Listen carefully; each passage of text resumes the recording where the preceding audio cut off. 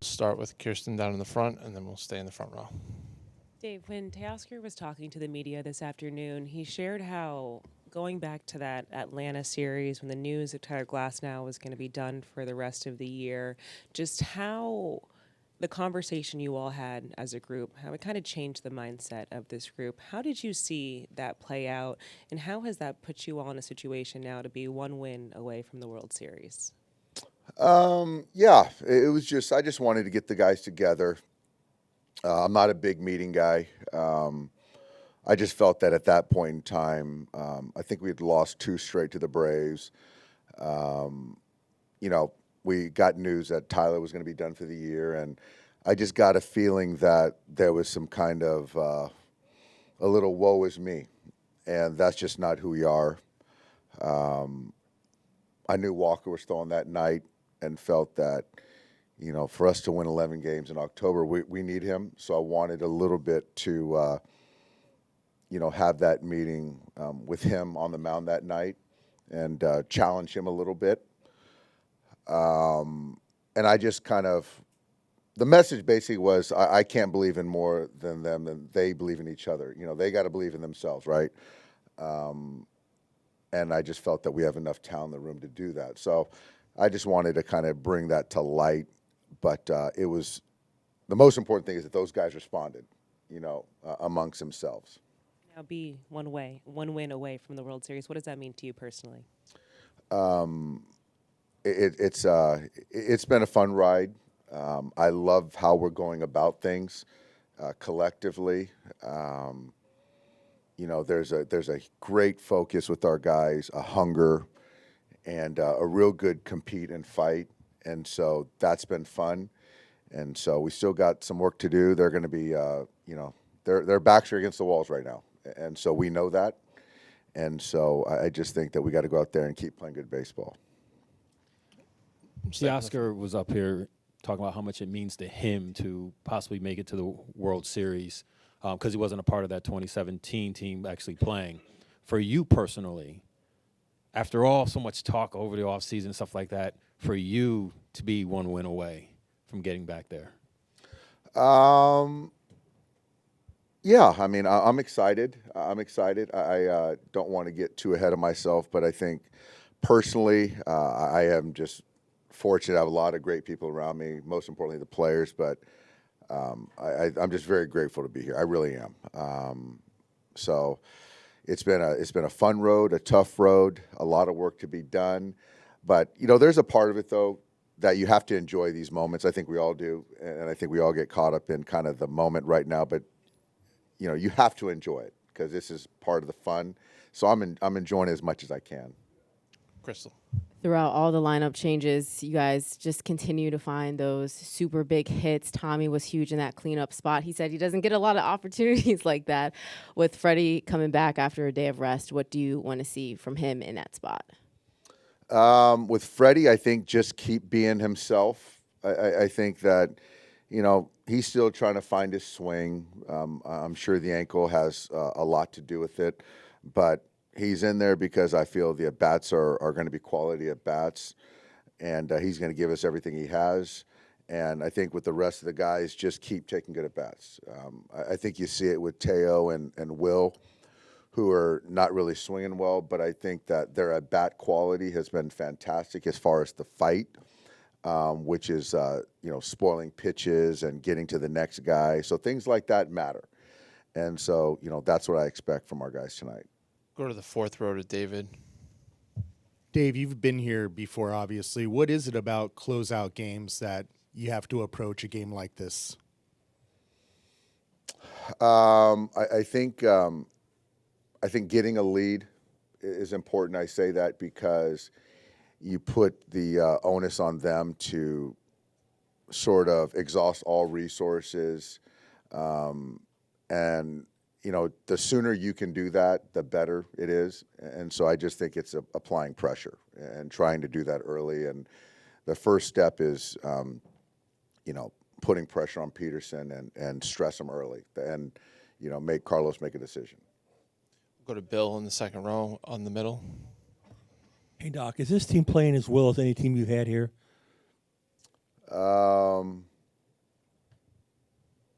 Yeah, I think so. I think so. I think if you're talking about,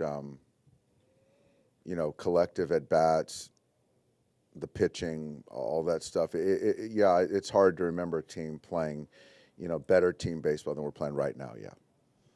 Say left side, Juan, about 4 rows back. You good one? Go to Jack in the third row. Is Blake going to be available tonight? He's available. We'll see how much, but he's available. Yes. And then you've talked a lot about how this team, even when things have gone wrong this year, not making excuses. Like, where do you think that's come from this season, and how much do you think that's been part of when you talk about playing good team baseball and just the level you guys have been at the last couple of weeks, kind of been underlying all that? I hope it comes from me. I don't like excuses. I don't like to hear them. And so I talk about that a lot. But most importantly, they got to kind of believe that is the right way to go about things. And there's just a lot of unforeseen things that can happen in a long baseball season. And we have a lot of good players. And I'm aware of that. And so I think that that's sort of kind of part of it. But like everyone knows, it's not really what I think. It's what they believe. And they believe that, which is most important. Go to Mike standing up in the back. Dave, when you guys won last night and then the Mets announced that it would be Peterson starting this game, was there any temptation at all to give Freddie, against a left-hander, give Freddie another day of rest? At the very least, he'd get 3 straight days off before you played again in L.A. At the very best scenario, if you won tonight, he could get a long stretch off before the World Series. Was there any temptation there to rest him again today? Not really. Not really. I think that I think the one day was good. Yes, another day would probably have been better, certainly. But I just feel that I want to put our best lineup out there today. I want to win tonight. Go to Peter, front row on the left. Going back to the offseason, when you guys made the investment in Shohei, is this exactly kind of what you guys envisioned, him hitting home runs on this stage and forming that tandem with Mookie? Yes, I think this is the 100% outcome with Shohei, and that's just speaking on the field, in the clubhouse. Can't imagine what he's doing, or I can't imagine what he's doing outside of our game on the business side. But as far as on the baseball between the lines, I just couldn't have imagined any better season. And what a great person and teammate too. Go to Ron on this side in the front. As someone who's played and managed 5 different organizations, what about Dodgers' history and tradition has had the biggest impacts on you? Yeah, I've been fortunate because, I played for the Red Sox briefly and won a championship there, and just the history of the Red Sox and the Red Sox fan base is like no other. I think the Dodgers, being from Southern California, going to school in Los Angeles, knowing a lot of the Dodger greats. I had a good conversation with Sandy Koufax a couple nights ago when he was in town, and that's just crazy to me that he's wishing me well in a season. So I think that just being a part of this franchise, the history, the brand is world known. I have a lot of I can't believe I'm driving up Vince Scully way, when I go to work, things like that. It's overwhelming, but I try not to let my head go there too often. I just try to do my job. At any point do you look and say, your name's next to Tommy and Walt and Dressen and Leo? I don't want to do that. Then I start getting nervous. I just want to just try to do my job and get our players to win baseball games and, win baseball games for the Dodgers. That's it. Go to Andy, third row on the left. Did Sandy tell you to push your starters deeper into games? We've had that conversation in years past, but I think right now he gave me a good job. He gave me you're doing all right. Just the season in general, how did you think this year was going to go, and how has what's actually happened been compared to what you forecast back in December, January? So it's gone the way we had expected in terms of where we were at today. How we got there, absolutely not how we envisioned this. So I will say that, yeah, but it's interesting though, Andy. It's like, you know, I didn't know who Edgardo Henriquez was 6 months ago, but he's chewing up 2 innings in an NLCS game on the road. So those are things that I didn't know who Ben Casperius was. So, yeah, I would have expected Tyler Glasnow to pitch in one of these games, right?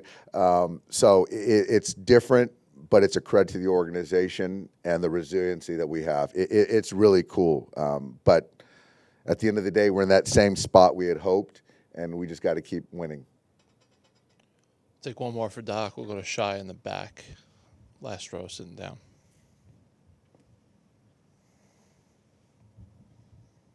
Dave, as you are heading into back here, as you're heading into an elimination game, how often do you think back to, or do you reflect on sort of what you accomplished with the Red Sox, and does that serve as any sort of not necessarily motivation, but cautionary tale as you go into this opportunity? I think I think you can see from kind of my demeanor that we're playing with urgency tonight, and I think you can see that things can happen when a team starts to build momentum, and so yeah, we want to kind of take our momentum and keep it going and put these guys away.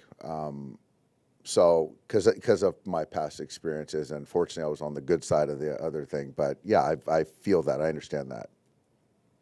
All right, Dave. Thanks for coming All out. right, We'll thanks, see you guys. post-game.